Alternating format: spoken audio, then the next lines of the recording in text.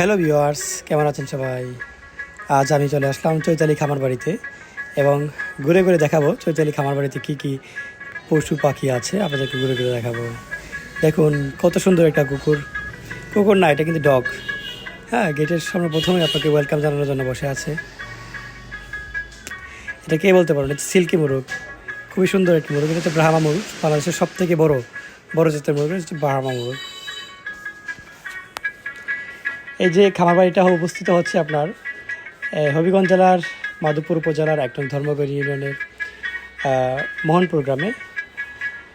এখানে আপনার বিভিন্ন জাতের শৌখিন পাখি এবং উন্নত মানের ছাগল এবং ঘরাল দিয়ে এই খামারটি আপনার পরিচালিত। দেখতে পারতেছেন এগুলো হচ্ছে আপনার অস্ট্রেলিয়ান জাতের ঘুঘু পাখি। আমি প্রতিনিয়ত খামার ভিজিট করতে যাই, কিন্তু তারপরে দেখা যায় খামারে কিছু কিছু সমস্যা ছিল।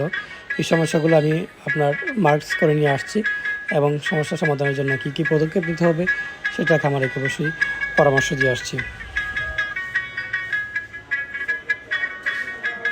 আসলে পাখি পালন এটা কিন্তু শখের পেশা। অনেকেই ভাবেন যে পাখি পেলে হয়তো বা বাণিজ্যিকভাবে লাভ করা যায়। আসলে লাভ করা গেলেও দেখা যায় এটা আপনার খুবই অল্প, দেখা যায় যে আপনার খুবই কম লাভের পরিমাণটা, যে পাখি পেলে লাভ করছে খুবই কম। কিন্তু দেখা যায় যে এটা সবাই পালে একটা শখের বসে। আমি একটা সময় পালতাম, কিন্তু এখনও পালি, কিন্তু অল্প পরিসরে। আর এই দিকে দেখেন আমাদের জন্য রান্না করতেছে। এখন একটা দেশি বা গিরিবাজ কবুতরের সেরে চলে আসলাম। এই যে দেখেন কত সুন্দর পাখিগুলা, কবুতরগুলা ডিম নিয়ে বসে আছে। বাহ, খুব তো সুন্দর। দেখেন 2টা করে ডিম দেয়। আর এক জোড়া কবুতর সবাই বলে 12 মাসে 13 জোড়া ডিম দেয়। আপনারা কত জোড়া ডিম পেয়েছেন অবশ্যই আমাকে কমেন্ট বক্সে লিখে ফেলুন। এগুলো হচ্ছে উন্নত মানের হরিয়ানা তুতাপুরি বা এই জাতের ক্রস জাতের কিছু ছাগল। এগুলো আপনার শেড আকারে উঁচু করে শেড আকারে লালন পালন করা লাগে। বৃষ্টির দিন, সেজন্য এখনও শেডের ভিতরে রয়ে গেছে। আর পাশে আছে কিছু গড়াল। দেখেন মাশাআল্লাহ কত সুন্দর এগুলা গড়ালগুলা।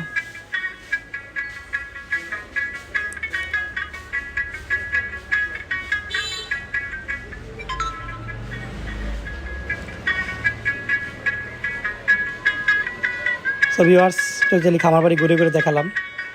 আপনারা যদি কেউ আসতে চান অবশ্যই আসতে পারেন। এটা হচ্ছে আপনার মোহনপুর চৈতালি খামার বাড়ি, আলিশাহ মাজারের পশ্চিম পাশে। এখানে আপনার প্রাকৃতিকভাবে এবং বিভিন্ন ধরনের শৌখিন হাঁস মুরগি এগুলা লালন পালন করা হয়। সো ভিউয়ার্স, অন্যদিন হাজির হবো নতুন কোনো টপিক্স নিয়ে। সে পর্যন্ত আপনারা ভালো থাকুন, সুস্থ থাকুন। আপনাদের খামারের সফলতা কামনা করছি। ধন্যবাদ।